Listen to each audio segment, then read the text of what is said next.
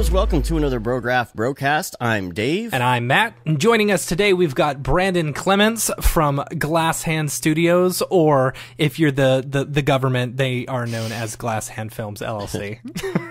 Yeah.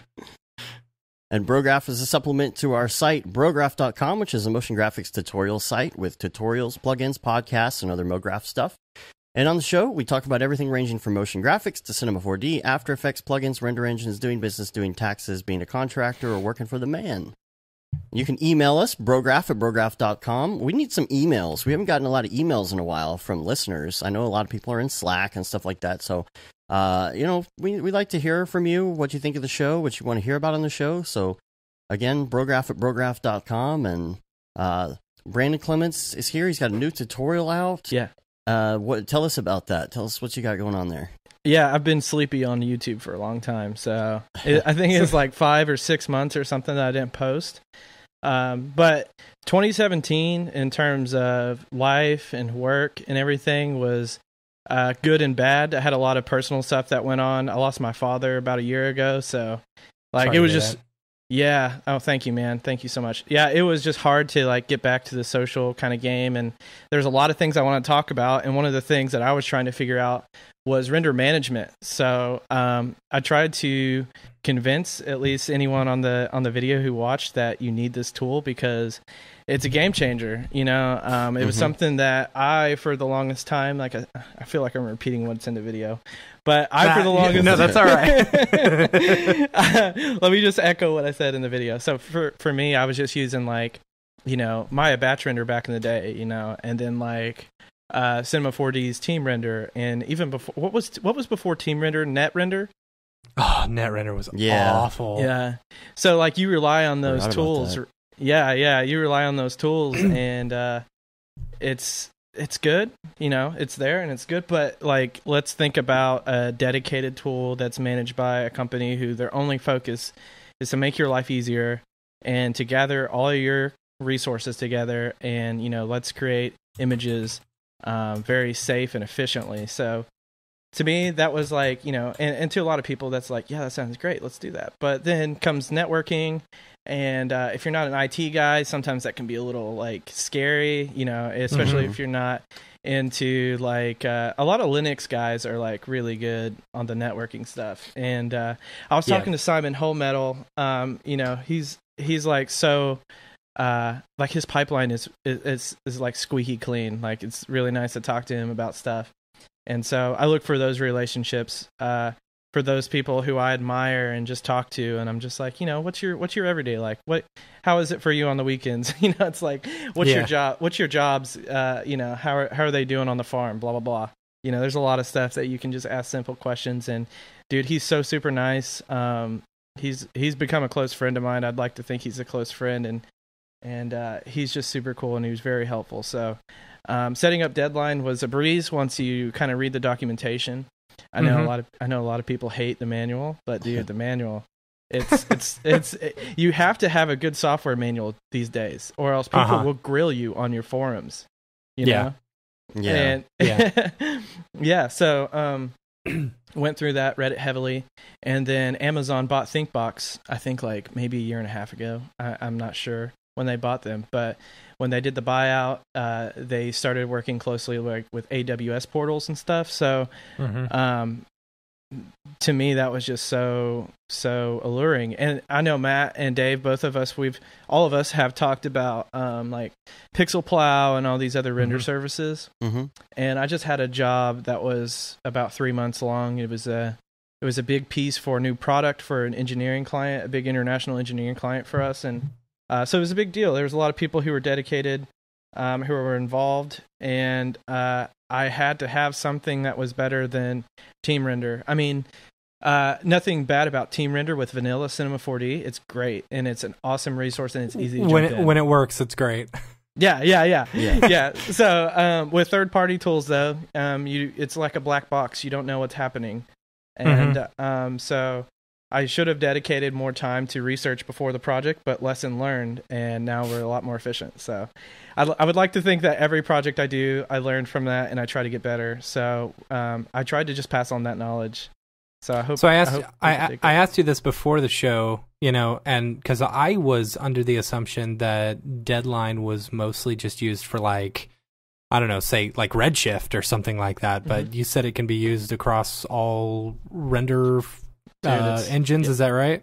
Dude, it's nutto. It's so crazy. Like I have my monitor up right now, my Deadline monitor, which is in the tutorial you'll see that's how you kind of view your jobs and designate tasks, and you just monitor everything.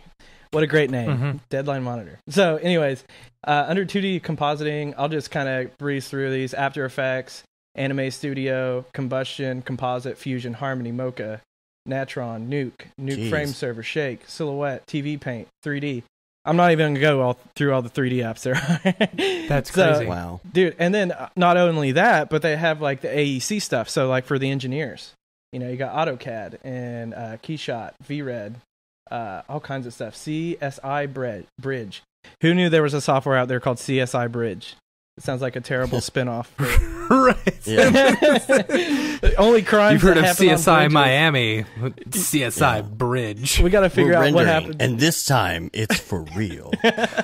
Totally. Pull your sunglasses off. Yeah. Oh, dude. Yeah. Did you just do the Who? The scream? Yeah. Oh my gosh. And then under processing, there's Atlas.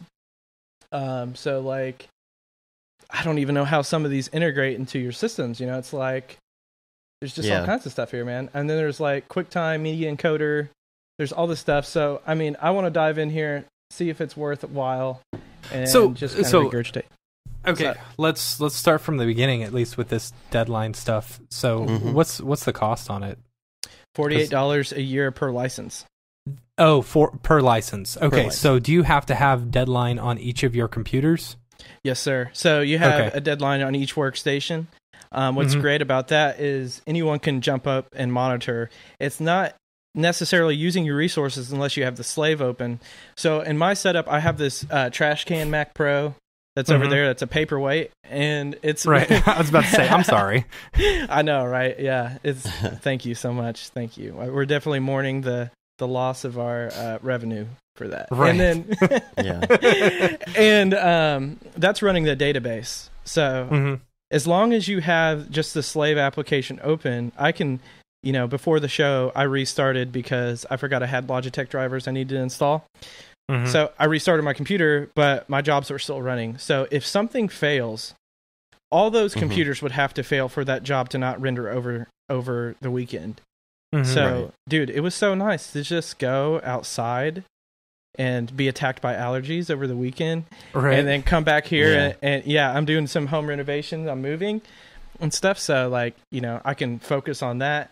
And then Monday morning, I come in, my jobs aren't errored out, and if they are, I can get a specific list of what happened, why, and I can track down that culprit, which is amazing. I mean, like, so does the email you or text you if something's wrong too? I think you can set up those notifications. I know you can get notifications when your job is completed. So nice. Yeah, cool. That was cool. Okay, so you install it on all the different computers.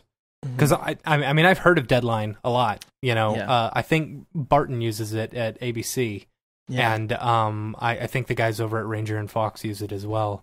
But so you install it on all the different computers. If you're outsourcing or if you're sending a job to it, I'm assuming all your resources are being used on that computer, and you've got to throw all the I don't know, all the files basically to each computer as well. Is that right?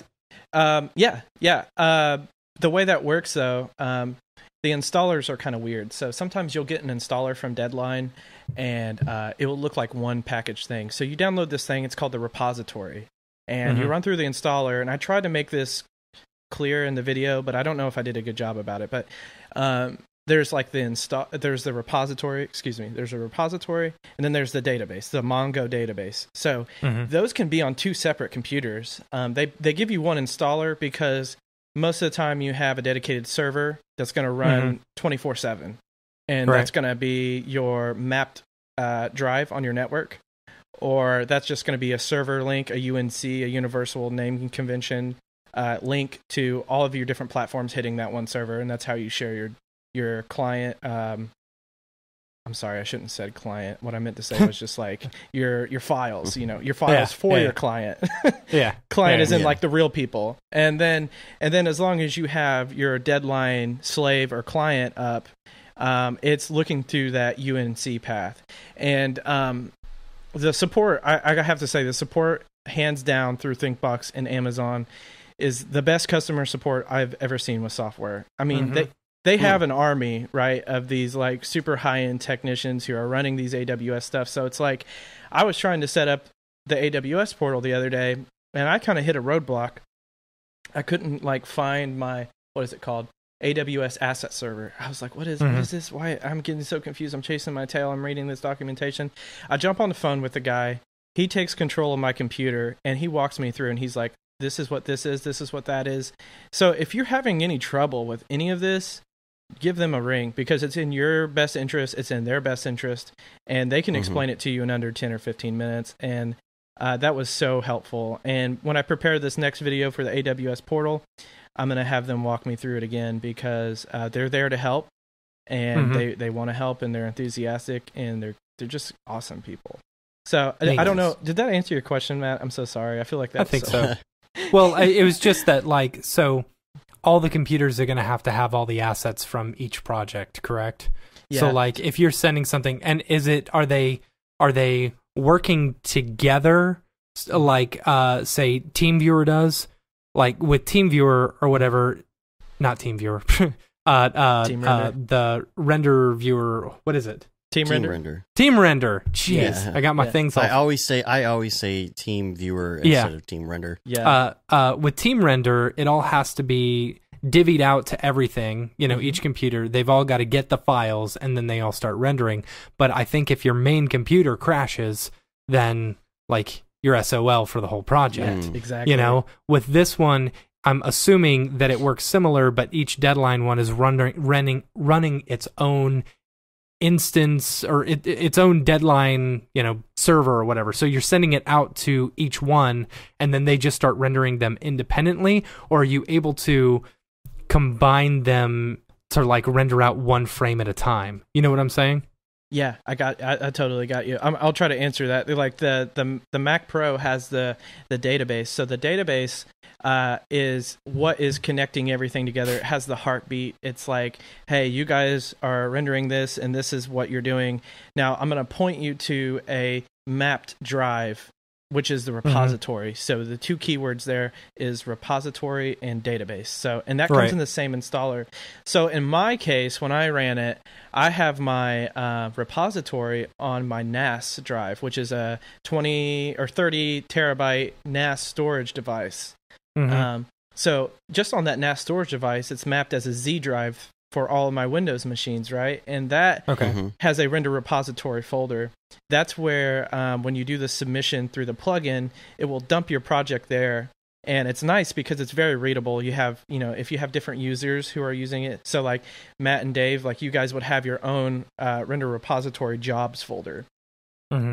And as long as that NAS doesn't get struck by lightning or moving parts like go crazy in those hard drives, those HDDs, there's virtually nothing that can hurt the job on a per workstation basis. If mine goes down, this main workstation, or the workstation over here next to me, or the ones on the other wall behind me, if any of those four go down, 5 including my main workstation, they would all have to crash at the same time. So that would just be an electrical outlet, right? I mean, that would be the only... Or if your NAS goes down, right? If your NAS goes down, then it's all down? If my NAS is going, like, I'm just going to quit. I'm just going to close my doors. Right. I'm going to dissolve the company. It's gone. We're done. We're done here. I'm not even going to try to fix that problem. Now, I do have redundant drives too, so. Yeah.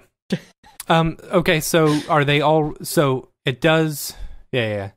So are they able to all work together to render one frame, or are they all just rendering individual frames themselves?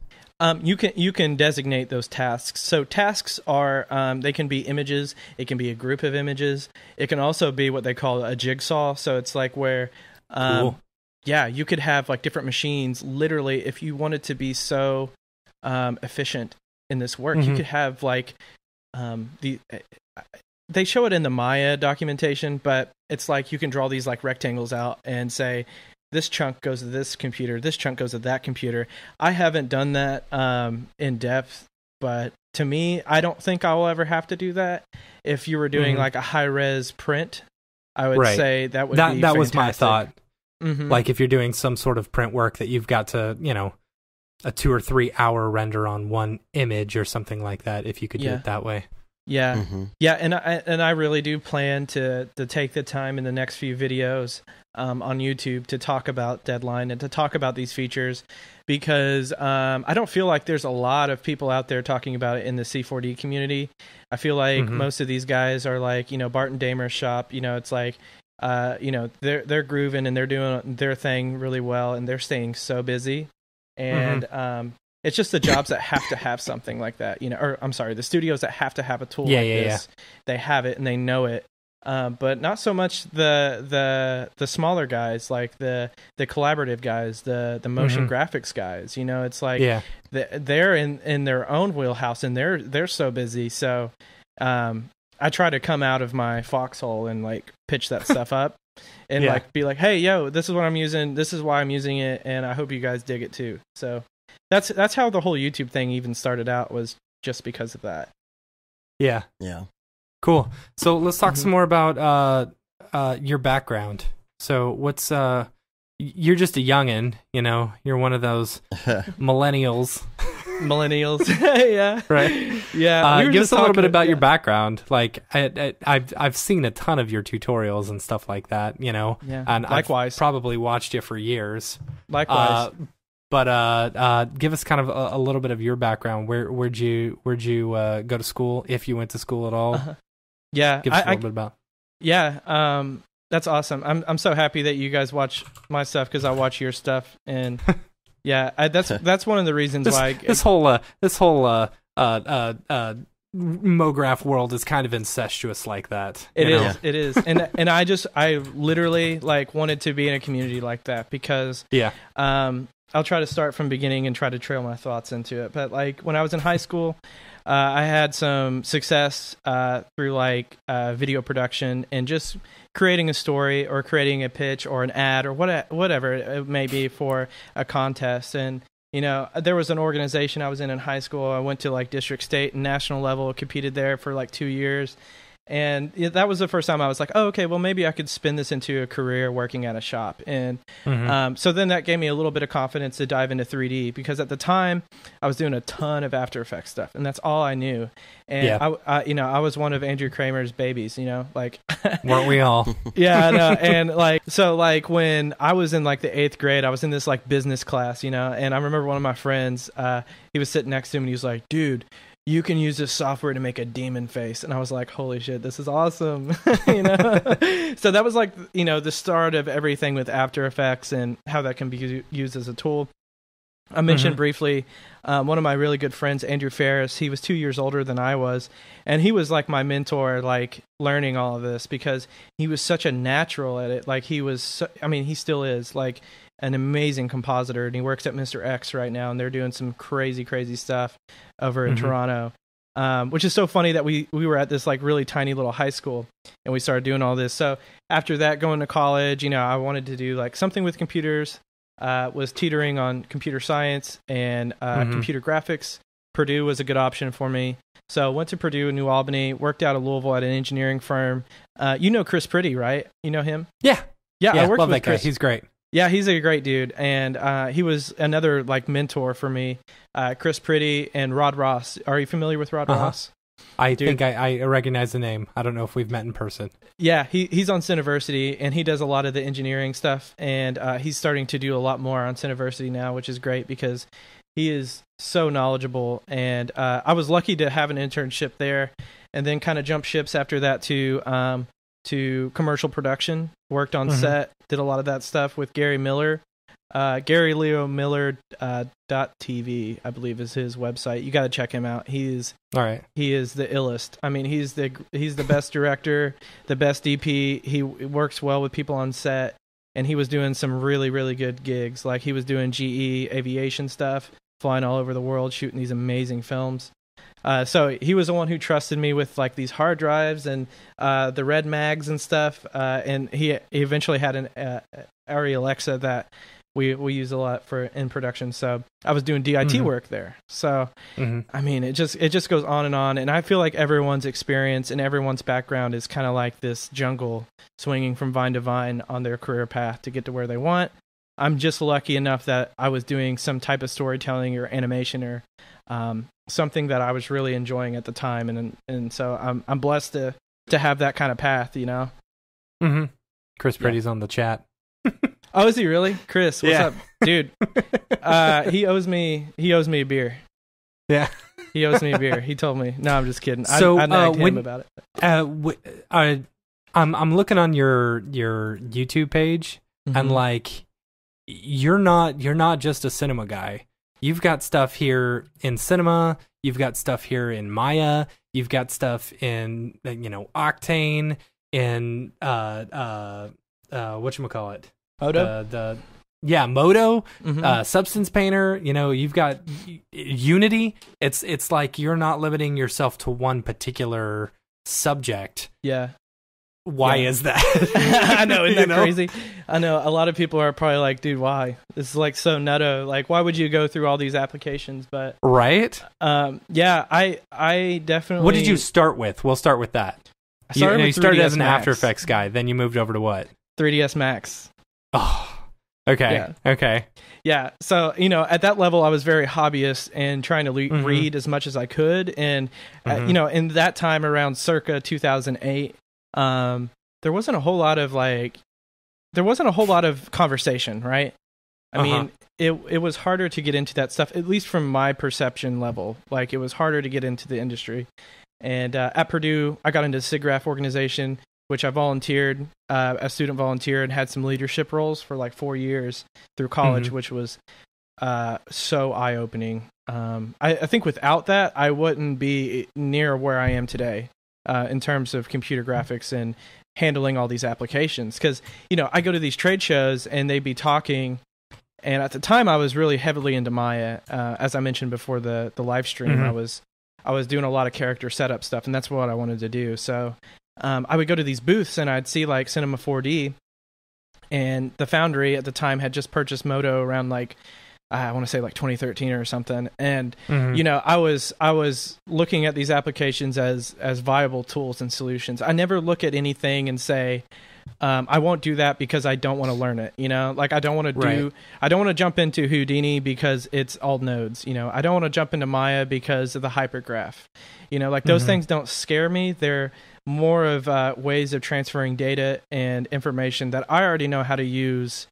And, if you understand the basics of just parent-child relationships, transforms, just knowing that you have to keep track of your scene and manage it well, you could use any of these DCC applications at a novice level and still do great work, Yeah. Yeah. I would, if I showed you like how to navigate Modo, like I know that you could jump in there and use their modeling tools and you'd be like, man, these modeling tools in Modo are sick, Yeah. Do you have? Yeah. So knowing all these individual applications, do you find that you prefer one over another for certain things?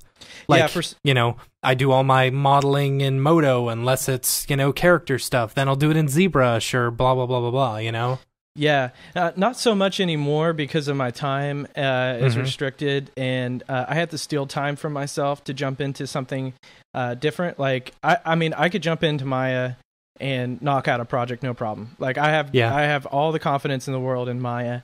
Cinema 4D, same way, because I've invested so much time. Like I said, Modo, I could do like a novice project. I would be mildly comfortable like going through the interface and doing everything. I mean, I spent like 2 years in Modo at my engineering internship, just learning Modo and using the Modo render engine. And so, I've been able to, like, when I get a project, if I'm not working for someone or I'm freelance, I've been able to say, I'm going to use this designated tool and just go that route and not look back. So definitely now, as like as a small business owner and someone who wants to lead teams in collaboration, I'm not afraid to like say, okay, this guy's using Maya, we're going to use Cinema 4D over here, and that guy over there is going to be using Houdini, and I'd be comfortable jumping into those projects and checking them out. So, Rad. Yeah, I don't know if that answers your question. I feel it's good. It's like it's interesting because normally you don't see someone like that, you know? Yeah. Like you see someone who's like, okay, I use Cinema 4D, or if I'm sculpting, I'll move over to ZBrush. It's almost like they've got one main one that they use and then one side one, you know? I know. I just use ZBrush, or, oh no, my side one is Houdini, you know, or something like that. Yeah, I know. And there's something it's your main girl and your side girl, you know? Right. Oh, yeah, okay, yeah. I mean, there's something to be said about that because by no means am I an evangelist like in any of these softwares. Like, I mean, Cinema 4D and Maya is what I am very comfortable in, and I can kind of tailor those techniques and what I've learned to other applications, right? So I don't like look at an application like Moto and say, I'm going to learn the bridge tool because people tell me the bridge tool is great. It's like, I know about that, you know, fundamental tool because I've learned it in Maya. I don't know. Yeah. So it's like, I get that. Yeah, you know what you know, right? And then you kind of use that in other applications. But UI and naming conventions and things like that don't really scare me because I know that they're based on these other things. Very rarely do I see something in a DCC that I haven't seen in Maya, or I haven't seen in Cinema 4D, or I haven't seen in Moto. You know what I mean? Which leads me to my next topic about modeling. Like when you were talking about ZBrush and stuff, we have got to figure out a better way to model. Like we have been doing polygonal modeling for 20 years? Yeah, it's so inefficient. It's such a like, I don't know why these DCCs, like, I mean, obviously, well, how would you suggest making it better? Yeah, Oculus Medium. There's got to be a better way that I don't know how to do it. No, Oculus Medium is pretty cool. Like taking a technology that's like room scale VR and then being able to interact with your mesh that way. So, kind of backing up a little bit, when I first got my job at SIGGRAPH as an SV, I got my travel paid for and I got my hotel paid for through the conference. The best part. Dude, it was incredible. I was on top of the world. And then I had 3 roommates from Beijing. One was a doctorate. He was studying for his PhD in computer graphics. And he was the first one who turned me on to this. He was like, he was very, very passionate about it. He's like, you are a CG artist. He's like, why are you doing polygonal modeling? Why are you doing all this stuff? Like, why? Like, this is so inefficient. He's like, it takes artists weeks to come up with a production ready model, and like those guys who are in research, who are in that realm of computer science, they see like all this stuff that we're doing as inefficiencies. Like, there's always a better way. There's always something to do, and the fact that we've done this for 20 years is just. It's insane. Like, how has there not been a better way besides sculpting, which are still polygons? Like, how is there not a voxel solution? How is, you know, some of this stuff through Oculus Medium? Like, if I wanted to draw a cup, you know, like, you know, we start with a cylinder primitive and we do all this stuff. There's got to be a better way to like have an index, or like, you know, drawing as I see it is not going to be like a very big part of the industry. It's going to be easier. It's going to be like more efficient. There's going to be less modelers out there and like production houses because the demand is like so high right now for 3D, and people are used to ingesting this. And even Facebook has these 3D viewers on your newsfeed, which is amazing. So we got to move away from polygonal modeling. We got to cut the umbilical cord and move on to something else. Do something. Well, there you go. There's your $1 million idea right there. You just got to figure out how to do it. Yeah. Anyone out in the chat, if you have an idea, let's team up. I have no idea with like graphics programming. So, or if that guy from Beijing is watching, like, I'm with you. Anyways, sorry. That was a little rant about polygonal modeling. It's all good. Let's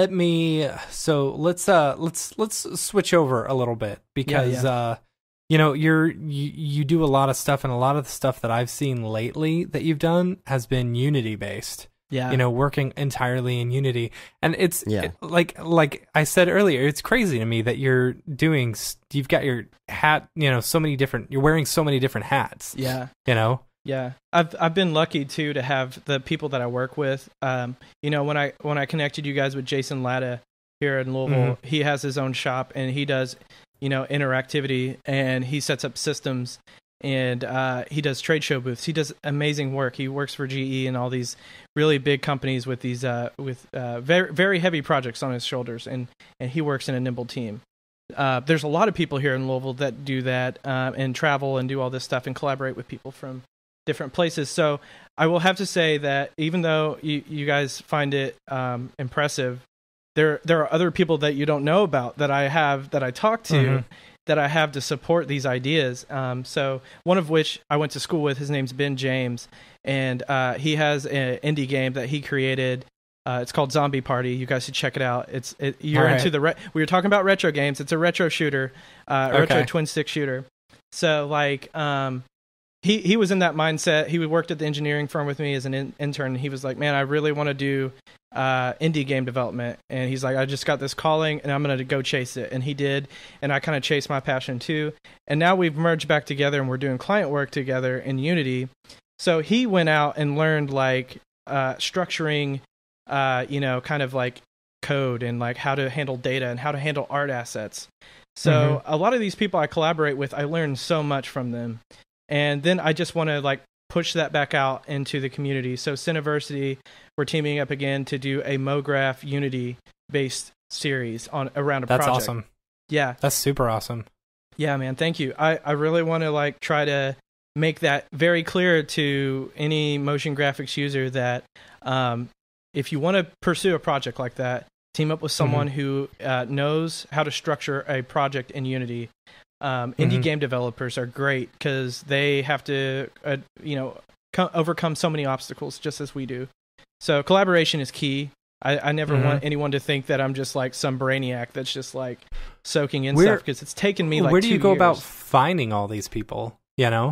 I've just been lucky in my kind of maze and career path to meet these people and shake hands. SIGGRAPH has been just overwhelming, there's so many people in my network through SIGGRAPH, and this will be my 7th or 8th year going to SIGGRAPH again. So wow. Nice. Yeah, in a row. So it's every time I see them, they become more and more like family, even though it's only a week, that we go. So those student volunteers who I volunteered with in the past, they're going to become industry leaders, and they're going to have their own studios, and they're going to have their own ideas. And so if you can kind of grow a network like that, it's great, because I don't feel like I don't really shout the projects that I'm doing. My website's not updated. I can't really talk about some of these engineering projects that I'm on. Yeah. Especially the 9-foot by 20-foot interactive Unity wall with the infrared sensors and stuff. I can't talk about that stuff because I can't talk about this. Yeah, it's so. What's another way to talk about it, and YouTube and kind of growing an audience and just getting like-minded people around me like you guys is so important. It's so vital. And then let me spin that into your question. That's how you learn Unity. Okay. So you're basically just teaming up with people who know, you're teaming up with people who know more about a particular subject than you do, and you're just kind of feeding off of them. Yeah, exactly. Cool. Just kind of absorbing it and asking questions. I think the best way to learn is asking questions. It's I feel like I'm a good listener when someone is telling me something. I'll take notes, or I'll spin it around and ask them a question that's related to something I understand from the art side. And trying to make connections like that, that's kind of academically how I survived, and through college and stuff, is kind of making these neural pathways of, okay, so I'm an art guy and I have these assets, and you're a data dude. Let's talk about how I can give this to you and how you can make that work for me and how it can work for the project. And that's where I learn a lot of that stuff from. And okay. Yeah. So I have very shallow understanding of programming, but I have a great understanding of rigging. So, okay. You know, like the expressions and stuff that I would have to write in Maya, a lot of the stuff I was doing by hand, and all the Mel stuff that I used to learn, like that can translate into Python, which can translate into C#. So it's not a straight line ever. You know, it's always like, what do you know, and how can you make this crazy Venn diagram with your network, and you know, complete these projects and have clients who are happy and who want to come back. Totally. Okay, I'm going to call you out at this. Yeah, so I think you did a tutorial on Octane at one point, and you said you're going to do a tutorial on Cineversity about interior lighting in Octane. Yeah. But I don't think you ever did you? It's up, my guy. Oh, it is? Yeah. Okay. Dude, never mind. It's like, there's a lot of videos. I don't want to stop our is that banter, one on? I want to check. No, it's all right. I want to see like how many videos there are. There's a lot. Is it on Cineversity or is it on your actual YouTube? Yes, sir. It's on University. Cineversity. Okay. That's YouTube and Cineversity mixed together. University. Yeah. See, which is how everyone should learn. I saw that one and I was like, oh, good. So I'm gonna go check, and I could have swore I checked and it wasn't there, but maybe you did it. Yeah, it was a long time coming, especially with, like I said, the small business lifestyle. And, you know, it's a lot sometimes. So there's, oh my goodness. I'm interested to check it out because interior rendering in Octane sucks, in my opinion. Oh, for sure. It's the worst. It never has that portal lights that don't work. Yeah, portal lights that don't work, and it's just I've never been able to get a truly realistic look, you know, in Octane. There's three different lighting setups I show you how to do: a sunny afternoon, golden hour, and then a nighttime. So those each have their own challenges with like small light sources, with like, you know, direct light coming from a natural sky setting. And I try to show you as much as I can, and each video can range from 6 minutes all the way up to 15 minutes or 18 minutes, I think, at the longest. That's not bad though. No, not really. And there's it's not numbered here on the website, but somewhere around 18 videos or so. So I hope that is like at least big enough to answer all the questions that there could be, but also easy to swallow. Like, I don't want someone to sit here for hours, but if they did take the time, then they can run with this information, you know? Yeah. Yeah, so it's up, my dude. Check it out, dude. Check it out, watch it, and then if you have time, because I know you guys are super, super busy, but I would love your feedback on it, because for sure. Put it in our Slack too. What's that? You're in the. I said put it in our Slack too. You're on the Slack, right? Yeah. Let me. I see you in there from time to time. Yeah, I need to Slack more. Is that why they named it? I'm slacking too much. Is that why they named it that? Yeah. I know that. I would assume. Yeah, I know. I would assume. It seems like so. I think from what I read, the first project that was ever done in Slack was a game development project. So there you go. There you go. Yeah. That's why it was like, I guess, birthed. Do you know Arnold Render very well? I feel so weird like saying yes to everything. Like, I feel like I'm a yes man when it's computer graphics, but yeah, I used Arnold and Maya before it was integrated in 2017. So I do have a working knowledge of Arnold, and I try to keep up with it. Oh, Chad Ashley, my boy. He's a great dude. I actually met him last year at SIGGRAPH. I think that was when we officially met too, like shook hands. Yeah. Sometimes I'm the creep around the Maxon booth, like at SIGGRAPH. Like, I don't like to approach people like in person unless I have like a good conversation. So it's like, I don't want to, because everyone's time is so valuable at those trade shows. So we actually crossed paths, and we did that interview with David Ariev, who I love dearly. He's like a super. I threw out my back on that interview, by the way. Oh, I was going to say before the stream started, it was going to be a long one because I kept David there forever, and you guys too. Oh yeah, it was like you guys were like, I want to say it was like 25 minutes or something, and I'm sitting here holding the camera, and I'm like stretching my back out. Then all of a sudden, I pulled a muscle, and I could barely even move. It was awful, dude. Because I sit behind a desk all day. I'm not used to standing up. I understand. When I was transitioning in college, I did a lot of video production stuff. So, brother, you were preaching to the choir, and I felt so bad. I mean, when I looked, when you guys said, you were like, I think you were flashing like 22. It's been 22 minutes. Like I was like, oh, I'm so sorry. I felt so bad. I felt so bad. But yeah, just kind of stemming around to the trade show. I try to approach people with a meaningful conversation so that they can remember that we chatted. And you know, it's hard because at trade shows you want to walk up and be like, yo, Barton, like that was awesome. I love your stuff, you know. But I would rather approach Barton and be like, hey, I saw on your Twitter that you were having trouble with this and that. I'm doing the same thing right now. Let's compare notes. Right. You know? Yeah. So trust me, we all like it when someone just comes up to us and says, hey, I like your stuff. You know? Yeah. That's just as good.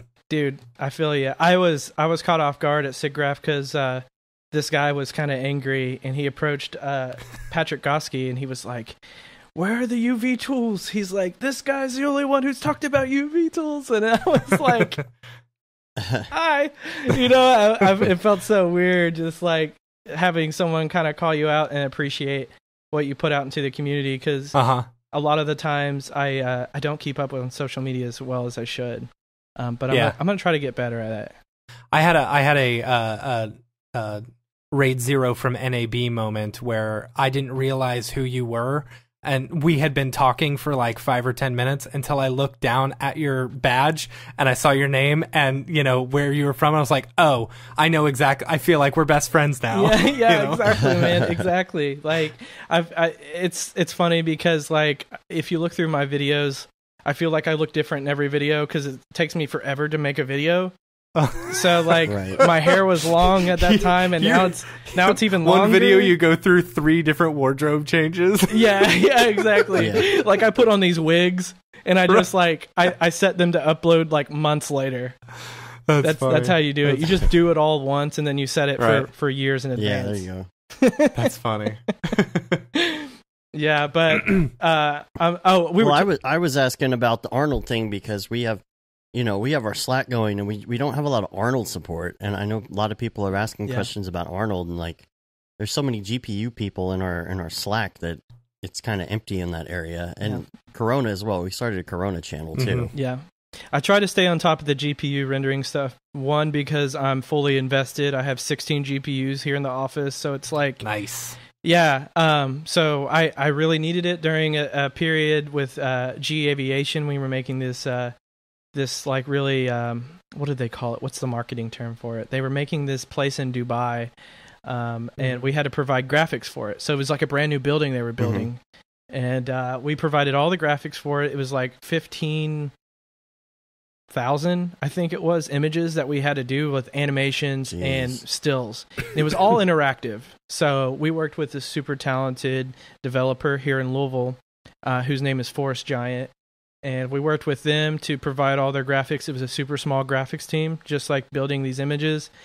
And that was the first time I used Octane. So after that, I finally got my head above water, and I said to myself, there's got to be someone else out there who has had a big gig and needs this power, needs this knowledge. So then that's when I put out the YouTube videos and stuff. So once Arnold, I feel like we started doing Octane tutorials at the same time you started doing Octane tutorials. Like it was like this small little group of people, you know, who all started doing Octane tutorials all at once, and it was a very, very small community. Yeah. And I don't want to like seem trite by saying this, but like Otoy probably at the time like saw that surge. Like I bet if you could look at their sales, because no one was really using it. Like, well, at least on the internet you couldn't find help very easily, and their documentation, hate to say it, was pretty slim. Oh, it was awful. Yeah. And there definitely wasn't a Facebook group with like almost 20,000 members in it like there is now. Oh, yeah, exactly. So and then In Life Thrill was like, I think he was the only person making videos about the subject. Which I've never met him or talked to him, but he seems like a super sweet guy.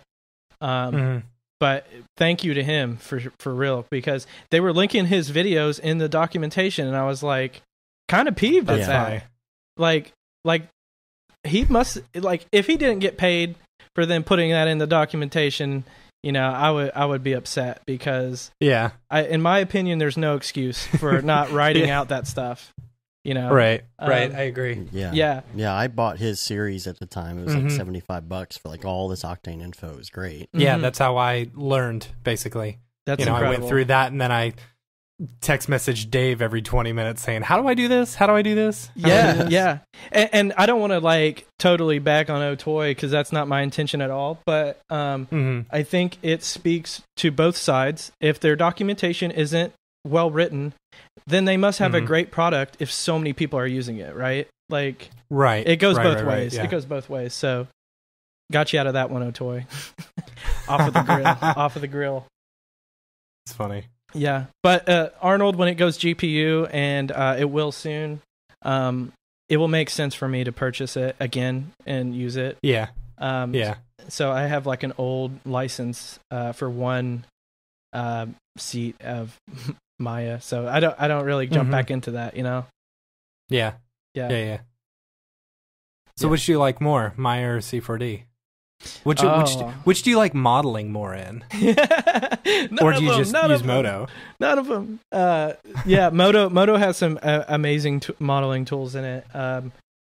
In terms of a Swiss Army knife, Maya is, I mean, it just has the age. It has the support from the beginning. It was first. What was it first?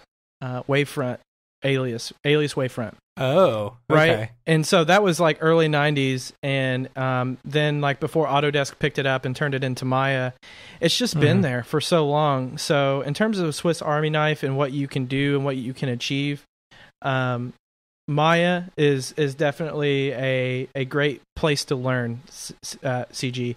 I would throw people in the fire and say, learn this, and then you can probably learn almost anything after that. Yeah. Because you get a little bit of everything there. You get a little bit of nodal kind of structures. You get some kind of third-party support with Arnold now, free, with it, bundled. So, you can throw them in the fire that way. But if you're just like doing motion design and you're not invested in like the computer science part of it, right? Like you don't want to know everything, but you want to create awesome images. C4D is a landslide win. Like, I think anyone in the industry would agree with that. I don't think anyone's going to say no to that. In Moto, the Foundry, they have their own feng shui, and they deal a lot with studios, and that's kind of where their main revenue seems to come from. Because when I talked to them at SIGGRAPH, I was looking for a community that had support, and I thought it was going to be the Foundry and Moto. And there was a sales rep there from my region, and he was like, "Yeah, let's meet up at this time. Here's my number, blah blah blah." And like I tried to hit him up like when that time rolled around, and he left me hanging. So that was kind of sour. But like the community with Maxon and the community motion graphics artists and video effects artists. There's such a turbulent wheelhouse of people using Cinema 4D to create like these blockbuster, like crazy looking images.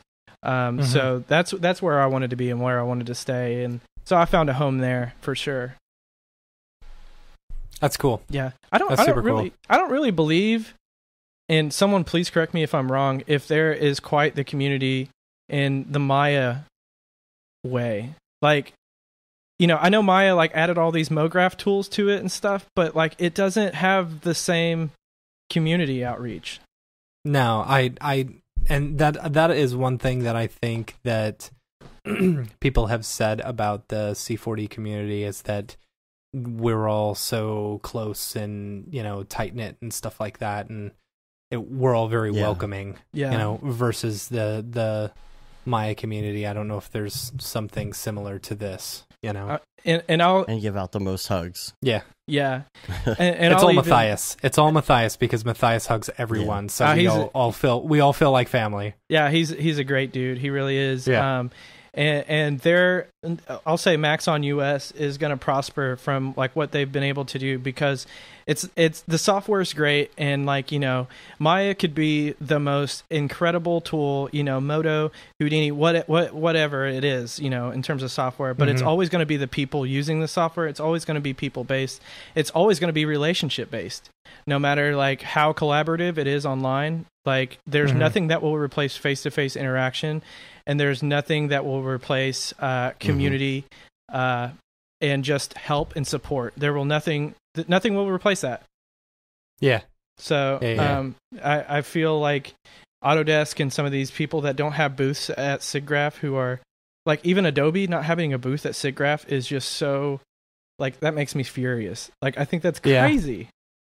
I think it's interesting. I don't know if Autodesk had a booth at NAB this year. Yeah. Or at least not one that I noticed. I didn't venture too far away from the Maxon booth.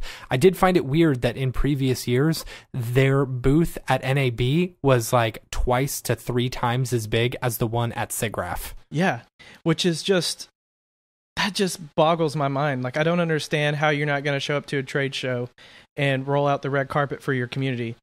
Like that's they're paying so much for like a full conference pass and the flight and the hotel and the food and like everything just to be around you, and you can't even show up. Like that's so weird to me. Like I don't get it. I don't get it at all. Sage said they didn't have a booth at NAB this year, which is so weird because they were always like right next to Adobe, like across from Adobe or something. Yeah. And I know Adobe really does like throw out the red carpet for NAB because that's a big net for them, right? I mean, there's a lot of people in production and broadcast who rely heavily on those tools.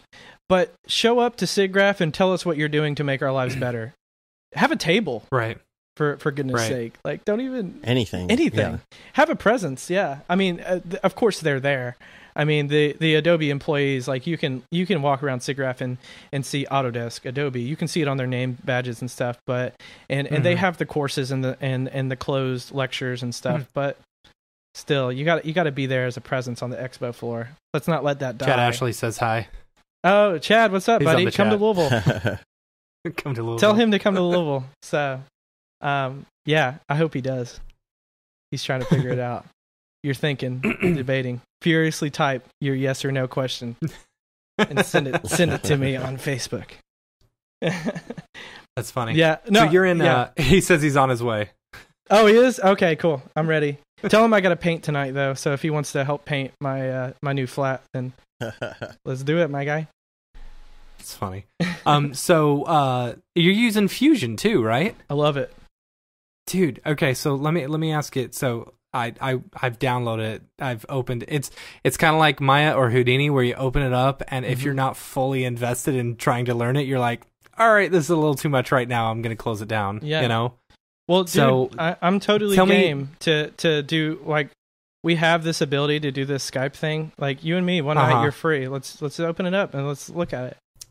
I'm down. All right. Yeah, let's do it. Because it's something that that's one program that I feel like that I've heard so many good things about, you know, and I feel like I should move to, because I now don't get me wrong, I love After Effects. Yeah, I've been in After Effects since I was you know 18 years old. Me too, man. So, it hits me right here. It's my heart. It's like what what I'm about. But I can't recommend it to people because the suits, these execs like at Adobe are just like, no, I don't want to like invest my whole career and income around a product that I have no idea where it's going, and no one wants to talk to me about it, you know? So the Blackmagic booth at SIGGRAPH and at NAB, well, the Blackmagic booth at NAB, let's talk about that. Oh my gosh. It's not a booth. Yeah, they've got their own. No, it's a concourse.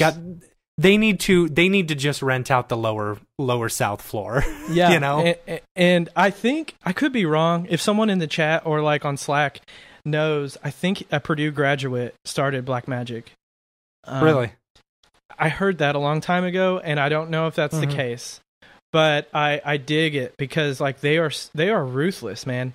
Like they will come and uproot like on pricing. Like they'll throw you a big curveball, and they're like, "All right, is it pricing that is the barrier? well, we're going to drop it to $199. How's that sound? Right. I mean, you can't even go and buy a phone for that, so right. like, what's your excuse at that point to not have Fusion 9 Studio as a professional? And it needs the community support. It needs people behind it, because there's nuggets there that will change people's lives. And I've told Dave we need to buy it just for the actual like ProRes export capability. That is like, worth it alone. I know, right? You're going to spend $199 for this faux res stuff. A faux res plugin that won't actually render it out correctly, versus just spending $300 to render it out of Fusion in an actual. So let me ask you, what's so important about ProRes? Because for me, a lot of the ad agencies here in Louisville still use it as broadcast. The ProRes? Yeah, as a broadcast deliverable. A lot of people still ask for 422s. Yeah, and that's mostly it. Most of the people that, if we're getting people who want deliverables, if they're going online, I'll just give them like a Vimeo or YouTube from Media Encoder. Yeah. If not, then it's ProRes, Yeah, and so a lot of people are asking for ProRes, and it sucks because I've got to render it out first as like a DNX HD or something, or even open it up on my Mac just so I can export it out. Yeah, I mean, it's or FFmpeg, right? I mean, like, yeah, and that is scary in itself because it's a console command, and a lot of people want a GUI. So I feel you there, and it also has great support for WebM and HV. What is it? HEV. The codec that's 4K. HEVC. That sounds right. Yeah. I'm terrible with acronyms, my guys, and also names. I'm terrible with names and acronyms. Maybe software names is the only thing I'm good at, and I don't know why. Somehow, same here. I'm great with faces, terrible with names. It's got to be like the color and the name associated with their branding, and that's what like locks it in. But with like faces and all that other stuff, I'm like, I don't know. But it's great, man. It's a great tool. It's fast. They've been around for a long time. Just the technology itself, Fusion, has been around for a long time. Before Blackmagic purchased it. So they were doing like projection mapping. They were doing museum content like long before anyone was really talking about it on the web, like we do now. So circling back to SIGGRAPH and trade shows, they show up and they bring out some amazing people. One of which, pardon me, but I'm going to get on Twitter and just look up his name. His name's Tony, I believe. And he was a sincerely amazing person to talk to. Tony Gallardo. So his tag is at TOMIGA2. You should follow him on Twitter. He does like YouTube stuff. Super sweet guy, just so down to earth. He did a lot of presentations for them, and he was impactful. Like that's how you're gonna get the support and you're gonna get the community, is like having those type of people like Tony. And there's another guy too that does a lot of the Blackmagic stuff that you can just search it on YouTube and find him. He's been doing it for years. So I can't remember his name. He's got a shaved head though, and he's a badass. He's a badass when it comes to Fusion. So, but Matt, and Dave too, if you guys want to jump in and see what the buzz is about, let's do it one night. Yeah, totally. I'm down. Yeah. I think Dave would be more interested in learning Unity from you. Dude. True. The Unity is a rabbit hole, so if you guys want to jump into that, let's do it. Because it is the community. Okay, this goes along with what we're talking about. Community here. Yeah. The Unity community is unreal. Oh. I see what you did there. Yeah. Oh, yes, little bell. Yeah, it's insane. You have so many walks of life who use that tool. And it's not just games. And this whole idea of what we think about with real-time rendering as games is not fair anymore. Like, it's not fair to, like, kind of tip your nose up and be like, oh, well, I'm not going to use a game engine. Because it's not. It's a real-time rendering suite that has a crazy amount of developers behind it under the Unity Technologies umbrella. And then you have these geniuses in the world who are releasing plugins. Like, if you search Chris West Unity, he has the most amazing suite of plugins to help you do what you want to do in terms of just handing files off. doing like dynamic ropes and stuff. It's like, it's insane. And any aspect of what you want to learn, there's going to be someone there that has already answered it for you in depth. So it's an amazing tool set, and it's growing faster than we can comprehend. So do you see a convergence between like rendering in, say, C4D or Maya or anything like that, and do you see a convergence between the traditional 3D animators and the game developers? Eventually, it will almost be seamless as one. It is impossible to stop. I mean, it's happening, and anyone who says it's not happening is probably in their comfort zone when they say that, and they're like, "No, it won't happen." Right. Like, but and you know, that's a kind of outlandish statement. But I did hear the Blender Guru interviewed Andrew Kramer, and I was listening to it the other day. And Andrew, dude, that guy's great. I want to get him on the show. The Blender Guru? Andrew Price. Dude, he's awesome. Yeah, I know. He's dude, that Australian accent is so infectious. I know. I know. It's like velvet on the ear. It's like amazing to hear people talk from Australia. Yeah. Anyways, one day I'll make it out. But okay, so in the interview, Andrew Kramer talked about Element 3D. I have an Andrew Kramer story too that maybe people would like to hear. So if you guys can remind me, because I'm just going 100%. But he was talking about Element 3D being based on game technology, and that's so true. It's based on like the GeForce stuff, all that research that's out there in terms of like ray tracing, real-time ray tracing, because it has like ray trace ambient occlusion, and it has other features that are pretty high-end for After Effects, which is so awesome. And I love Element 3D. I think it's a great product. And he was talking about how he doesn't see that transitioning into a viable application for rendering.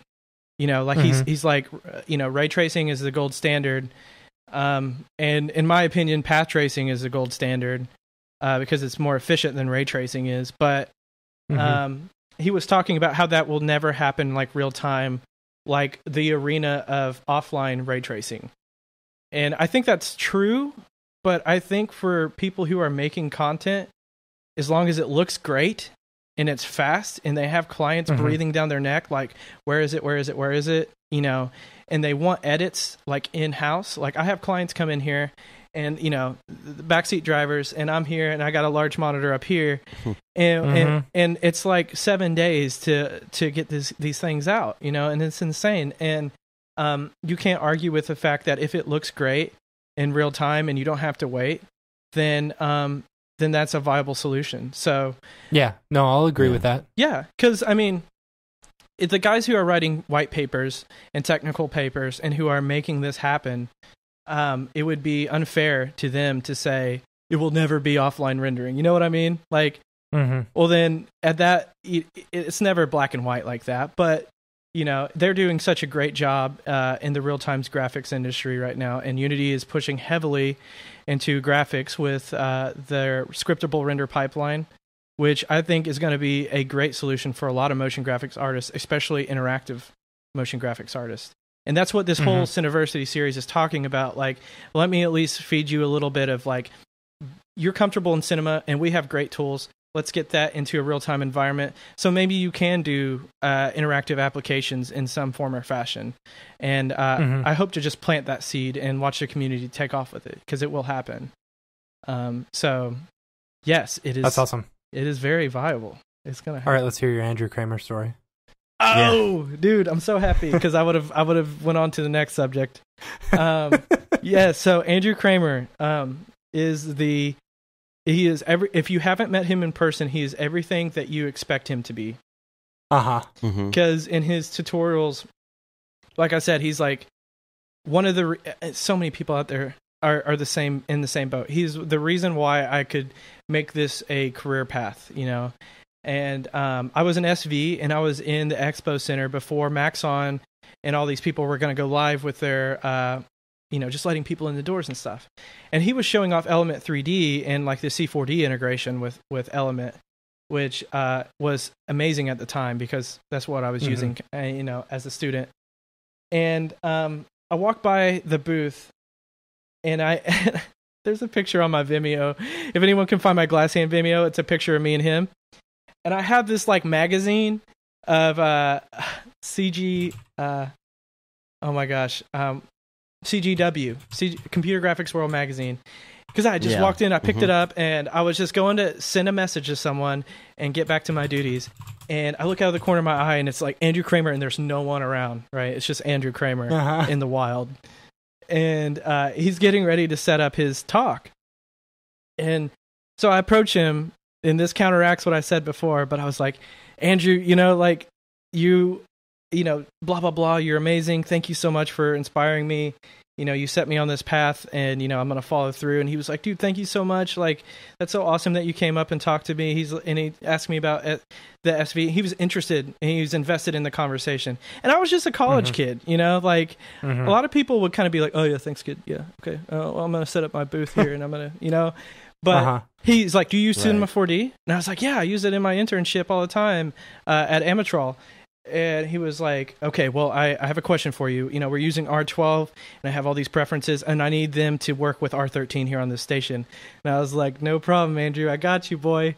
I got you. And I was able to get the preps file into the right folder on the Mac because I was a Mac user at the time too. So I would like to think that was my small appreciation and token to Andrew Kramer for everything that he had instilled in me. If it's just moving a press file for you, don't even sweat. I got you. Liam's asking in the chat if you'll do the same Octane intro series, but for Redshift, because people ask him all the time, and he doesn't have anywhere to point them because he doesn't do ArcViz stuff. Oh yeah, wow, yeah, I would love to. There was a manufacturing client who creates kitchen installs.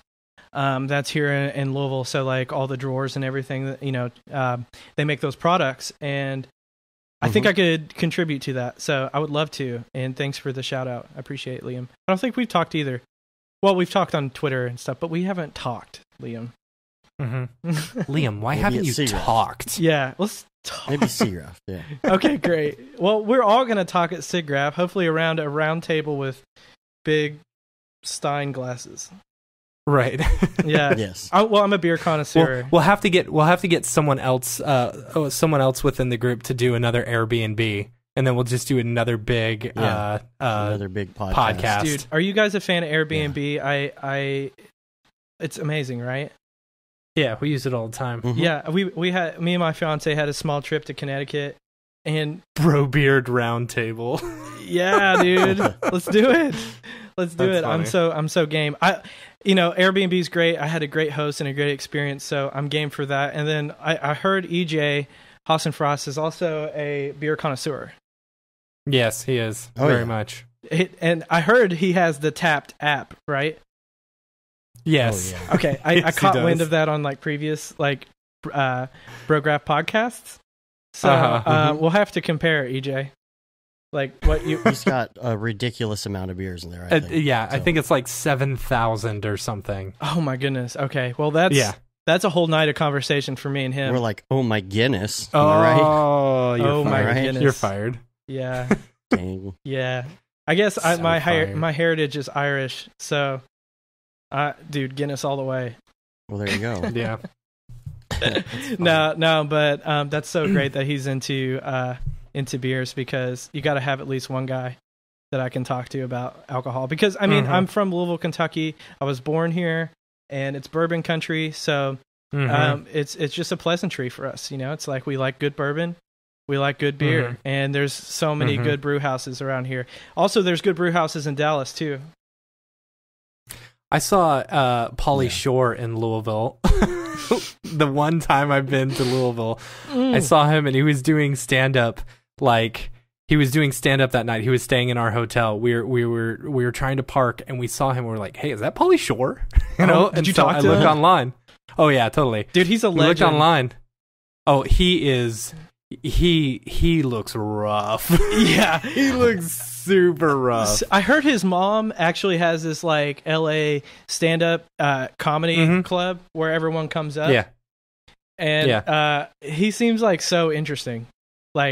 It was so sad because So I had been a fan since, way back in the day, since I was a kid. Yeah. On my 17th birthday, my brother bought me a CD of Pauly Shore doing stand-up, right? And so I was listening to it, having a good time. He did the same freaking stand-up routine. He did the same set? That he did from when I was 17. I was like, come on, dude. That's gotta be fan service or something, right? Let's not. I don't know. Let's not say he's cashing in on maybe he is, But it was sad because I knew all the punchlines from right 13 years earlier. Yeah. Oh my gosh, his movies are doomed to rerun on cable networks for the eternity. For eternity. Yep. All the way to the bank. All the way to the bank for sure. Him and TBS must have got a great deal because what's the one where he's the city boy and he goes back to the farm with the girl? You know what I'm talking about? Oh yeah. That's oh man. Yeah. I don't remember. Great movie. Yeah. Son-in-law. Son-in-law is doomed to play on TBS. He signed a 3-movie deal with them. There was Son-in-Law, there was In the Army Now, and then there was Jury Duty, right? Oh, yeah. So he did all 3 of those movies. He's signed anyway. Yeah. I guess I know too much about Pauly Shore. No, not at all. I love Bobcat Goldthwait as well. Like all those dudes are so hilarious to me. Like I guess I have a twisted sense of humor, which is great. I feel at home in the Brograph Slack because there's just so much Tim and Eric stuff in there. And I'll scroll and I'll just see Tim and Eric gifs like nobody's business. And so we're in great company there because anytime I meet someone, it's a secret handshake if you're a Tim and Eric fan. Right. I love Tim and Eric. I don't know that secret handshake then. Oh no, it's just it's a secret handshake. A secret just knowing handshake. it. Okay. Yeah, it is a secret handshake. No more has to be said after they're like, I'm a fan of Tim and Eric, or if that comes up, or I hear a quote like, it's free real estate.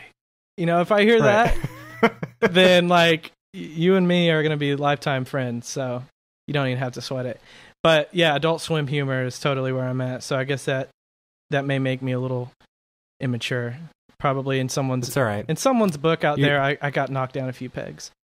You're just a millennial. It's fine. Yeah, totally. I know. I'm doomed to be a millennial forever.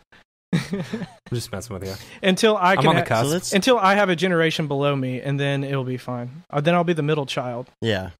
Right. So. Right. So let's talk some Ravcock. What's your flavor? What? Hold on, wait. What now? What's your flavor? It's our render segment. I've got a couple octane things. Okay.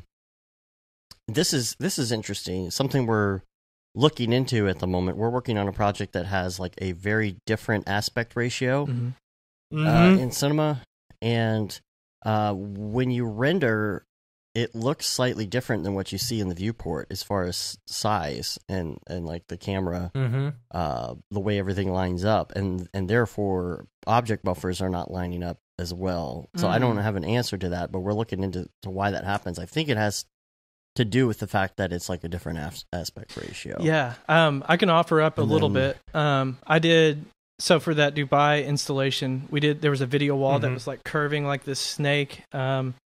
And it was 8960 by 2160. And it's so funny. Jeez. Yeah, it's so funny because like when I heard that, like in the room, they were just like, yeah, and we're going to make a video playback on that. And I was like, okay, well, we can do it. We can do it with these formats. And they were like, well, everything is programmed through a Google server, so it's going to be a web format. And I was like, oh. So then I got into WebM. Yeah, and that's how I got into WebM and found that solution. Now, that was in 2 point something or another, and that is curious to me why it would be a little different with a long aspect ratio. Is it tall or long? It's just slightly longer. What? If it's slightly longer, then it's just it looks a little bit different than the viewport. That's all. That's really all it is. I don't know why. So maybe we can circle back to that, and I could help you guys out somehow. I don't know what I could do, as if it's something that's written in there. Obviously we don't have the C4D capabilities to help massage that back to where it needs to be. But I can say that 8960 by 2160, whatever ratio that is, seemed to work out pretty well. And it was a pain in the ass, and it was bad. Wish I had Deadline at that time. Mm-hmm. So yeah, I was just using the render queue. So yeah, I would love to help dive into that, because that's one of my passions is like, just I love to smash those barriers somehow. You know, I've been lucky enough to find a solution most times, so I think we could do it. I'm confident. Cool. And then we've got some links too. There's a lot of talk about GPU. First of all, GPU shipments fell by like 40% recently. I guess hopefully the cryptocurrency thing is dying off a little, and we get some decent prices on some graphics cards. Yeah. Mm-hmm. And but the GeForce GTX 1180 specs are kind of sort of out there. You know, there's some speculation and some rumor and some, I don't know if they're leaks or whatever, but it's kind of impressive. It's pretty impressive. Yeah. As far as like CUDA core amount and stuff like that. I think it's like it's gone from like 28 on the 1080s to 35, like 3500, you know, which is crazy. Yeah. That's a huge jump. Yeah. Well, if I may offer up a side note to how those models kind of work with NVIDIA and their prolific just updating their products. So, you know, one of our international engineering firm clients is into electrical engineering, and they make products that actually go onto those cards. So this is probably as close to the butcher's mouth as we can get in terms of like why they do all of this stuff. So in a product release, say like the 980, right? We had the 980, and then we get like the 980 Ti, but we also have tiers of Maxwell cards that fall within, you know, 780 to 1080. You know what I mean? You know how that works? Yeah. We have ranges or whatever. And so like they basically have this architecture, and then they tier that to different product specifications of like price and cost and what it makes for them to make and manufacture. And then they actually tune those over time and then resell it. So when you get a 980, it's like the Maxwell architecture that's tiered to your price range, and you know that's going to be your specs or whatever. So then when 980 Ti actually is released, it's tuned ever so slightly, because those resistors and like all the pathways and like the CUDA cores and like all this cool stuff, it's so small that like their team there is still tuning it to like be as efficient and performant as possible in a product cycle. Yeah, so that's how I was kind of explain, you know, and given this information. So when all of these new products come out from NVIDIA, the stockholders love it, obviously, because there's more products, new hype, right, and all this stuff. But I don't necessarily. I mean, I love conversating about it, but when it comes to like a business purchase, that's why it made sense for me to go with like Deadline and AWS servers, because for us investing back into our companies, like I don't find it to be efficient every year to buy new hardware, you know, unless there's a great leap, you know, that makes sense. So you can imagine, and I know you guys are the same way, like pulling a trigger on like 16 new GPUs, or even just enough so I'm not bottlenecking myself on projects, doesn't seem efficient in anyone's stretch of the imagination, especially with the higher cost in bit currency and all of that going up with. That's a whole nother conversation. I think that stuff is kind of seriously whatever, but it affects us indirectly, you know, and it really sucks that it impacts like our cost to get these new technologies so that we can do great stuff with them, you know. So that really sucks. But I haven't looked into any specs, and I hope that maybe in the next year I can drum up enough in the bank just to be like, okay, I'm going to replace this, and this.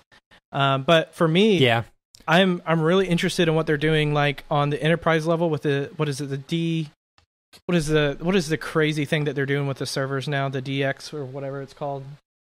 You know what? You're asking the wrong person. Yeah. Oh, okay. It's like the NVIDIA D something or another, DGX 2s. So if you want to buy those, you can get one for the low price of $164,986.40. Right. Good Lord. Yeah. So like it's unattainable. I'll take 2. Yeah, exactly. 2, please, and rush delivery. But it's unattainable in terms of like software is catching up. You know, we have new techniques when it comes to offline rendering. So unless it's not helping me in like my real time kind of projects, I would rather just pay Amazon or these guys who have the FU money that can buy like these servers and just use their service. You know. So right. I don't know. I guess I'm speaking too economically, but as a consumer, I'm like 1180 sounds great. Yeah. Yeah. What do you guys? How do you guys feel about that? I'm excited to get rid of my 980 Ti's and move on to something a little 11, bit. Yeah. More VRAM. we've got four 1080s in one of our machines, but I would love to upgrade them all to 1180s or something at one point. Yeah. You know. Yeah. Something, get them all on the same wavelength, and then I don't know, but it is a huge investment. I mean, we've got 1, 2, 3, 4, 5, 6, 7, 8, 9, 10, 11, 12 cards that we would need to upgrade. See, and you have to literally seriously run a cost analysis on your guys' business and be like, is this even going to be great for us, or is it just going to be okay for us, or is it? Yeah, and how much money would we have to spend? I mean, if you're talking $700 a card times 12, that's $8,400. You just have to roll it out slowly. Yeah, you know, one machine at a time. Yeah. But by the time you get them all paid off, then the 1280s come out. Right. You know? Right. So that's something like that. Yeah, that's where I would rather bill that to the client, and I would have an efficient setup here to push out images if I do have the time available to create images for a client. So, you know, like I can sit down with a client and say, this is your demands and here's the render cost. And if I do this with the AWS servers, you're only going to pay $200, whereas I'm going to take that off the overhead and expense where I would plan to upgrade my farm, and it's going to save them money in terms of overhead costs for me just to land the gig. The AWS, are you using GPU or CPU? You can use both. It's okay, and you literally just go in, you grab an infrastructure of servers, and you designate your licenses. So, say I'm a Maya Redshift user, they have an image that will literally copy to like 40 different servers for you that are just sitting there in a warehouse in Ohio or wherever you're selecting these from, and then it just blasts that boot up image on those servers, and then you render your jobs and you get them locally on your NAS repository or wherever, you know. And so it's literally rad. It's so elastic. I'm telling you, it's like, and I haven't been able to. I will soon have like a comparison of costs, because this project that I was on, I spent a fortune rendering through Pixel Plow, Ranch Computing. You and I talked about it that one time. I hate Ranch Computing. Yeah. But anyways, I don't want to like take my client. I don't want to present that bill to my client when they want what they see from their end is this isn't exactly what we need, especially for like a big trade show. You know, if there's something sorely wrong there, I don't want to eat costs, and they don't want to eat costs. They just want it done. So, you know, I would rather approach them and be like, yeah, it was $200 for rendering fees instead of thousands, you know, because I used this service or whatever. So what's the cost on the AWS GPU servers? So if you just created an infrastructure, and I ran this cost estimator that they actually have as a button that you can click, and if you had an AWS server with the infrastructure of 6 servers, which is hard to measure in terms of benchmarking what that would do for you, but that was still only $584 or $548 for a whole month just to have that sitting there. Wow. Yeah, just to have it sitting there. You don't even have to throw jobs on it. And that's so a server. Okay, so I'm trying to figure out like a Octane bench score or like a Cinebench score. Well, the good thing is that you can run Cinebench on those servers. They already have it installed, and you can do Cinebench on those servers and see what it is compared to your farm. Yeah. And you can use your local licenses and ship those out to AWS servers and use them there. So I have 6 Redshift licenses and 6 Deadline licenses. So I could literally forward those to the 6 servers that I would rent for $548 a month. And they would just be using my licenses, and I just send them jobs. So for basically $550, you're renting out 5 more computers or whatever? 6 more. 6 more computers. Yeah, and it's not bad. It's not bad at all. It's not, and they tier it by large, medium, and small. So I think in that roundup, I had 3 large, 2 medium, and 1 small, or something like that. And I plan to like get this in a digestible way in a video to put it out there. So in the future, I will have better cost estimations and analysis on this, because it's very important to not eat costs when you're on jobs. And as anyone would, as anyone who's over 5 years of doing it on their own would be like, yes, I like what I'm hearing. Yeah, no, seriously. Yeah. That's interesting. Yeah. That's super interesting. Yeah. So I don't know, maybe someday. I'm just kidding. I'll try to get it out as soon as possible. And like I said, I'm gonna be working with the Amazon and ThinkBox teams to make sure that video is good information, because I'm very very picky about that. So I'm trying to do a little bit better on and putting good stuff out there. Really, really good stuff. So yeah. Cool. Yeah, man. I don't know where Dave went. Yeah, Dave, what's going on, man? I don't know. Nah, I think he's sick. Oh, if he literally is, that sucks. Yeah. Oh my gosh, poor Dave. Dave, we miss you wherever you are. Yeah. Okay, let's talk about something else. While we're waiting Dave to get back, because he didn't send me the show notes. Yeah, exactly. So I have no idea where he's going from here. Well, my doggy, we can talk about anything you want. You into the SNES Classic, and for anyone watching, I have on my Castlevania shirt. So, immediately we were like, okay, well, we're in good company too. But totally, I mean, it's just cool to be in game engines, because I've always been naturally curious through video games about graphics.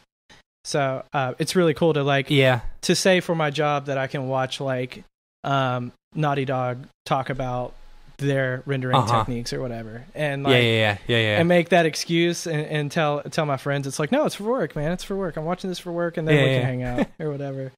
So Liam was asking what the transfer speed for AWS is. Oh, dude, it's great. I don't have the actual specifics, but hey, he's back. What's up? Sorry, but in a few minutes, I'm not well. Oh my gosh, dude, Dave, I'm so sorry. I've been in physically and emotionally. Yeah. I think I may be getting pneumonia. This Maxon crud is evolving. Oh, dude, it's evolving. So it's evolved into something greater. Dude, I'm so sorry. It's grabbed a mega stone, or what is it? I don't know. Dude, a thunderstone, and it's evolving. Oh my gosh, I hate being sick. So I feel you, bud. But did y'all run out of things to talk about? Almost. We started talking video games, but then Liam asked a question. As far as transfer speeds, I know PixelPlow. He was mentioning compared to downloading from PixelPlow. PixelPlow to me is mega super fast. Yeah. Versus Ranch Computing. Ranch Computing sucks balls. And so how is the speed comparisons for AWS versus in comparison to some of those? I'll have a better kind of estimation of that, but I know just creating an infrastructure takes less than 6 minutes to create an infrastructure. Neat. And that's literally just them on their portal, rounding up the available servers and creating this image for you. And then, and you have to transfer all your stuff through your NAS onto, and does that handle it within, you don't even have to do that. You don't? No, your AWS asset server connects to your repository. So wherever for instance, I won't go into too many details because hopefully the video will go over it, but I didn't have it set up as a universal naming convention on my NAS. So once I did that with the support from Amazon and ThinkBox, once that remote connection is connected, it's like you don't even see anything happening. It's literally like you just expanded your own local farm. That's how it feels. So when you see jobs completing, when you see images completing, they're there in your NAS and they're there on your server. Wow, it's wizard technology, and it's the people from Amazon who are making this happen. I mean, the prices that you were paying, is that are those just for for additional like CPU computers, or are you using them specifically for GPU rendering? I believe that's just for creating the infrastructure and just literally having that ready in your monitor, because your monitor, meaning like the actual or the program that you use to send the jobs and monitor the jobs. So if I walked away and forgot to delete my infrastructure after I was done using it, that would be the cost of it just sitting there. So and it's ready to go. You know, it's like they were sitting here in my office. So being super elastic and having usage based licensing, USB or whatever, just having or UBL or whatever they have it labeled as is USB. It's fantastic, because you can just shop how your project and your client wants to shop. You know, you can tailor it, so you're not locked in. You know, and Pixel Plow and all these other services are great. Like, I don't want that to seem like this is the way to go, but for people who just need power, need that local, you could literally rent out 40 servers. Well, not local technically, but you could literally rent out 40 to. I don't even know if there's I don't know if there's a limit on how many servers that you can rent out. Obviously, your cost estimator would go up if you have like 120 servers or whatever. But like, to me, if your client can pay for it and you're doing this as a full-time gig, and you can present those costs to them in a professional manner and let them know up front what is going on and what you're doing, I can't see any other service being more beneficial for you when it is your butt on the line in front of a client. You know, that's a big client, you know? So, and someone who can't offer compassion for, well, I forgot to turn on this button, so this thing isn't showing up. You know what I mean? Like, some clients are like, okay, that's cool. You know, like, you get it to me when it's done. But some of these international clients I deal with, it's like, if I don't have it by that date, like, there are so many people who are out on that, you know? And, so that's when it becomes very demanding. Yeah. Rad. All right, Dave, what's next on the list? You never sent me the notes. Oh, well, I put them in the dingus. Yeah, but I can't go to the dingus without losing my video. Oh, that's right. Yeah. That's right. Well, let's do a little bit of Beeple's People before we get out of here. How about that? Let's do it. I'm ready. All right. People's people, where'd you get that Grebo? People's people, what's up with that guy? So, first of all, I'd like to say there's this link somebody did on cgcookie.com. They did an artist study of Beeple for like an hour and 40 minutes. It's kind of like doing Beeple's People. It's funny. But if you go to your Beeple viewer of choice, and you Beeple just updated his website. Oh, Beeple crap. Beep. If you go to Beeple.com, it says Beepets. Go to April 12th, Year of Our Lord 2018. This is called Go Back Underground. Every days. That's what. Ooh, he's got a nice website. Nice new website. I love it. So this is which day did you say? April 12th. April 12th. Year of Our Lord 2018. Going back.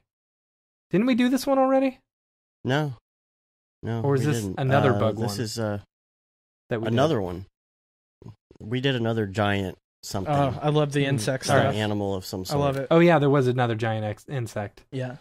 So, but it says go back underground. So this is like, I'm thinking that this is like the little Beeple's people are having an issue with like the regular sized bugs. Or on this planet. Maybe this whole thing of bugs or whatever have gotten into the Beeple plier, the Beeple multiplier, right? The Beeple plier. Yeah, that like that multiplies the size of the small Beeple people to the big Beeple people, right? And so, like, there's an infestation of these little things that keep on getting in, and so they've got to go and find them. So is this friend or foe? This insect? That's a good question. I think he is just a generic insect. So, like... I mean, that guy doesn't look very scared. No. I also think that's the same guy who gave up in the guys who are all attacking him. Like, I think that was just straight up taken from him. Oh, the same model? Yeah. Oh. And then, let's see. People, the website looks great, dude, by the way. Sick. It looks really, really good. April 14th, depleted lithium. Oh, I saw this on Instagram, and I thought it was badass. Yeah. I dig it. I dig the vibes. So, the whole lithium thing, is it like... This is sort of robot that needs more lithium to survive? Yeah, but look, there's a little Beeple people down there. Is this a big Beeple people who is trying to attack this, and then they killed it off before it could? I don't know. There's a little astronaut. Yeah. Down there, Beeple astronaut. Right. Yeah. So maybe. Well. Yeah, I like that theory. Maybe he stopped midway because they shut him down. Mm-hmm. He didn't have any lithium left in his battery. Yeah. So lithium is like what, the lightest? Isn't it like a light metal? When you like boil it down. So. I have no idea. I think it's a liquid metal. Liquid metal, yeah. I think when it's like cast, it's like a very light metal. Mm-hmm. So maybe like in the future, if they're depleted out of lithium, they can't build these structures anymore or something. Maybe. Because that, to me, like just from my engineering background, like making something that's attached to a building like that, it's like, was that already scathed, or like, where is that even coming from? Right. And then we have April 25th, output level. Oh, yeah. This is... the Blast Master or whatever it is. Yeah, Master Blaster. I can't remember. Ghetto Blaster. The Ghetto Blaster, that's what it is. Yeah. Yeah. More of the giant cassette tape deals. I like it. With like a little motherboard going on there. The motherboard doesn't have a CPU, though. Like, in it. Or anything else for that matter, so... That's interesting. It makes me cringe thinking about all those shows that I used to go to when I was younger, and like standing in front of the stage and like seeing that netted like speaker. Like, it just makes me feel like I'm gonna go deaf. But he looks unscathed. He looks like he's all right. Maybe. I think that's actually, that might be Mike's scan of himself. I bet you anything that's him. I don't know. No? You don't think so? I can't tell. No. All right. All right. Well, we're going to get out of here. Dave's going to go barf a few more times. Short. I'm not feeling too great. Dude, yeah. You can rate us on iTunes, leave a review. You can also subscribe to us on your podcatcher of choice, and subscribe to our newsletter. Check out our shirts. We got the No Brograph, No Mograph tee, the Paul Babb 2020 shirt, the Render Things shirts, and all the other shirts. And we're on Facebook, Twitter, Instagram, and of course, YouTube and Brograph.com.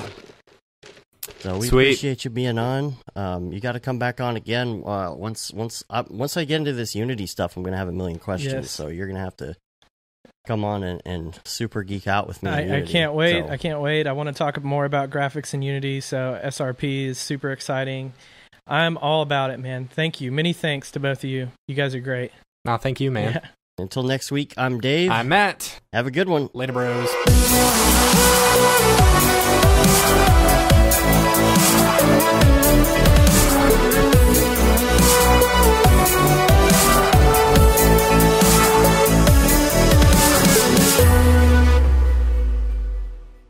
It's pretty good, I guess. Brograph.com, an online resource for learning Cinema 4D, After Effects, and other motion graphics tools specifically catered to help you prevail as a motion graphic designer. What's up, bros? Welcome to another Brograph motion graphics tutorial. With tutorials, plugins, and now a podcast with tens of thousands of listeners worldwide. Yeah, it's a great community to be part of. We give you professional time-saving tips, industry news, interviews, shortcuts, and lessons that help keep you current in the world of motion design. Join HDR Studio, take the render settings, pick the HDR, put in a reflection, and gorgeous. I love projects that scare me. When our art director comes to us and asks for something that I had never done before, man, it gets me pumped.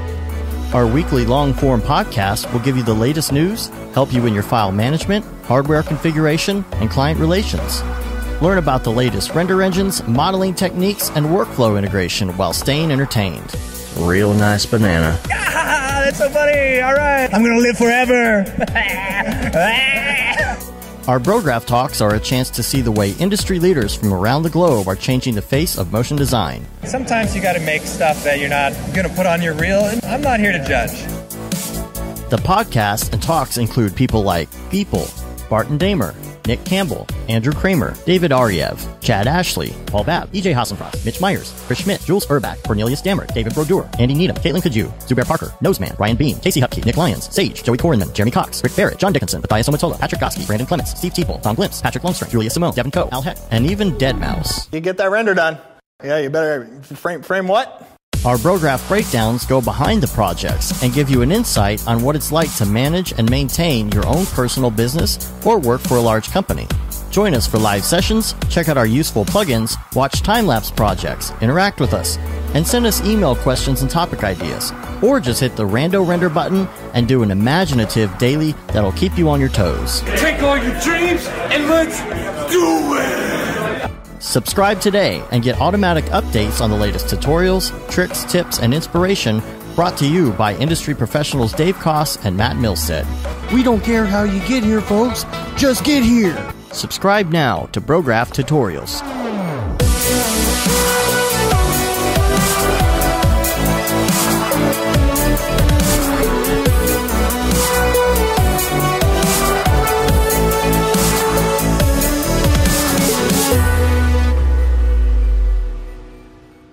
It's pretty good, I guess.